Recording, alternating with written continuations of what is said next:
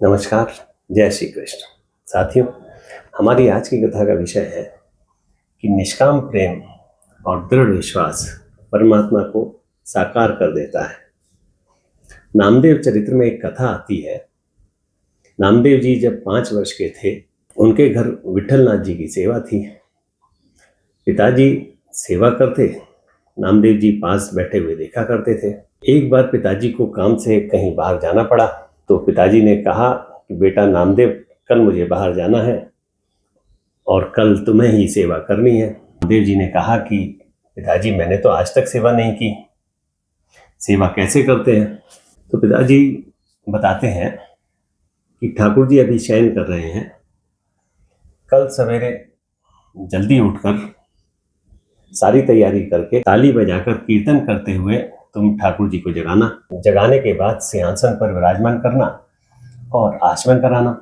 जैसे एक नौकर मालिक को विवेक से जगाता है, ठाकुर जी को जगाते समय यह भाव रखना और ध्यान रखना कि ठाकुर जी को किसी तरह का कष्ट ना हो। जागते ही लाला को भूख बहुत लगती है, हमारे घर माखन तो है नहीं, अतः मिश्री ही भोग रख देना।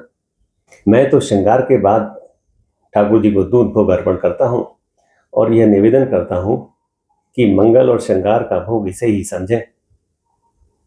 इसके बाद ठाकुर जी को गर्म जल से स्नान कराना और वंदन करते हुए कहना कि प्रभु, मुझे कुछ आता नहीं है, अगर कुछ गलती हो तो उसे क्षमा करें।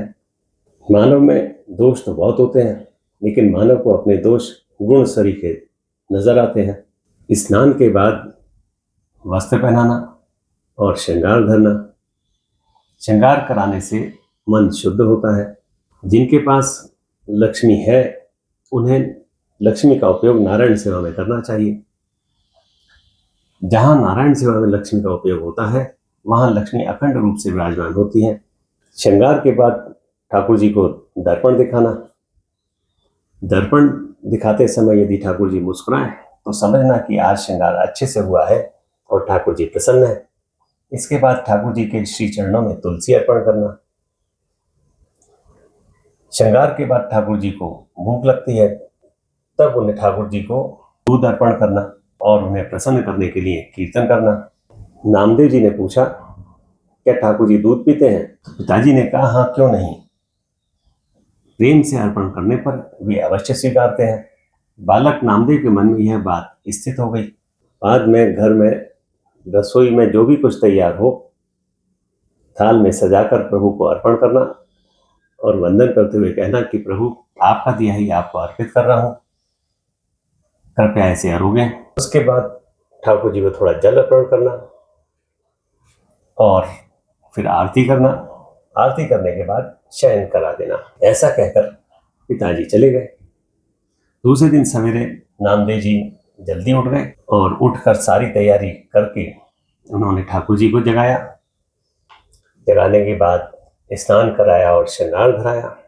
श्रृंगार धराने के बाद उन्हें ध्यान आया कि पिताजी ने कहा था ठाकुर जी को दूध भोग रखना है, तो वे दौड़ कर गए और दूध का कटोरा लाकर ठाकुर जी के सम्मुख रखा और ठाकुर जी से कहा कि मैं आंखें बंद करके कीर्तन करता हूँ, आप दूध पी लो। थोड़ी देर बाद जब वो आंखें खोलकर देखते हैं तो दूध का कटोरा ज्यों का तो रखा है। नामदेव जी कहते हैं, अरे, आपने अभी तक दूध नहीं पिया, क्या बात है, मुझसे कोई गलती हो गई क्या? अगर गलती हो गई हो तो क्षमा करें, कहीं आपको शक्कर तो कम नहीं लगी?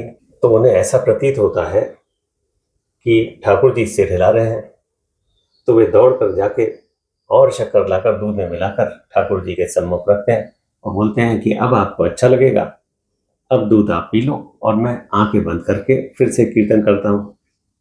ऐसा करके वे पुनः कीर्तन करने लग जाते हैं।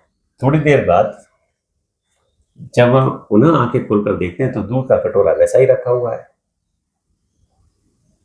नामदेव जी कहते हैं, अरे क्या बात है प्रभु, आपने अभी तक दूध नहीं पिया, मुझसे क्या गलती हो गई? पिताजी आएंगे तो मुझे मारेंगे, क्या आपको अच्छा लगेगा? नामदेव जी ठाकुर जी को बहुत मनाते हैं। इस तरह मनाते हुए नामदेव जी को 1 घंटा हो जाता है। आखिर थक हार कर नामदेव जी ठाकुर जी से कहते हैं कि ठीक है, आप नाराज हो, दूध नहीं पी रहे हो, तो मैं यहीं सिर पटक पटक कर अपने प्राण दे देता हूँ, मेरा जीने से क्या फायदा। ऐसा कहकर बालक नामदेव सचमुच सिर पटकने लगते हैं। प्रभु से यह सहन नहीं होता और वे तुरंत प्रकट होकर एक हाथ में दूध का कटोरा लेते हैं और एक हाथ नामदेव के मस्तक पर रखते हुए कहते हैं, नामदेव देखो मैं दूध पी रहा हूं। नामदेव जी देखते हैं कि भगवान दूध पी रहे हैं तो उन्हें याद दिलाते हैं कि अरे पूरा मत पी जाना, मेरे लिए भी रखना, मैं भी भूखा हूं। पिताजी रोज मुझे प्रसाद देते थे। तो भगवान हंसकर नामदेव जी को भी दूध पिलाते हैं। सेवा प्रेम से सफल होती है। प्रेम ही ईश्वर का स्वरूप है। कवि रसखान जी ने कहा है, प्रेम हरि को रूप है, क्यों हरि प्रेम स्वरूप, एक होई द्वय यो लसै, ज्यों सूरज अरु धूप। अर्थात वास्तविक रूप में प्रेम और हरि में कोई भिन्नता नहीं है, दोनों एक ही हैं। जैसे सूरज और धूप अलग अलग दिखते हुए भी एक ही हैं। सारांश यह है कि सच्चे प्रेम से और दृढ़ विश्वास से भगवान प्रकट हो जाते हैं। हम जितना प्रेम भगवान से करेंगे, भगवान उससे 1000 गुना प्रेम हमसे करेंगे। आगे चलकर यही बालक महाराष्ट्र के संत नामदेव के रूप में प्रसिद्ध हुआ। दृढ़ विश्वास पर चर्चा हम अगले वीडियो में करेंगे। धन्यवाद। जय श्री कृष्ण।